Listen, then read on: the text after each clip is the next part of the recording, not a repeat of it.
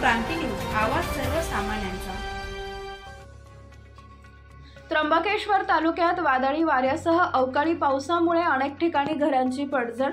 त्र्यंबकेश्वर तालुक्यात गुरुवार दिनांक 16 मे रोजी दुपारच्या सुमारास वादळी वाऱ्यासह पावसाचा तडाखा बसल्याने हेदंबा, हेदुलीपाडा, नांदगाव, कोहळी, वैतागवाडी या गावांमध्ये अनेक ठिकाणी घराचे कौले पत्रे उडाली, तर घरांचे आणि आंब्याची झाडे देखील मोडून पडली आहेत। घरांचे तसेच आंब्याचेही मोठ्या प्रमाणात नुकसान झालंय।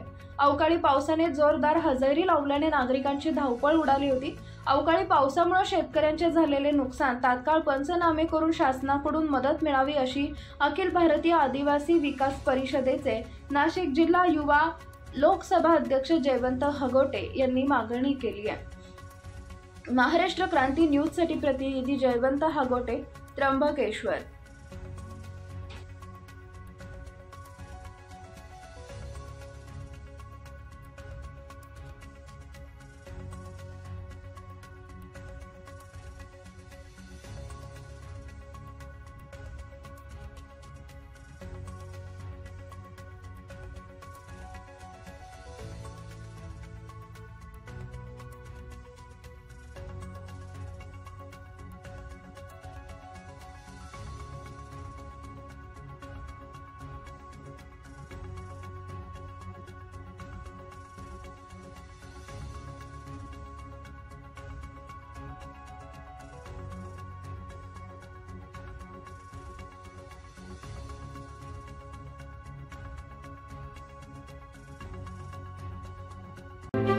अशाच नवनवीन बातम्या पाहण्यासाठी आमच्या महाराष्ट्र क्रांती न्यूज या YouTube चॅनलला लाईक करा, सबस्क्राईब करा आणि बेल आयकॉनला प्रेस करा।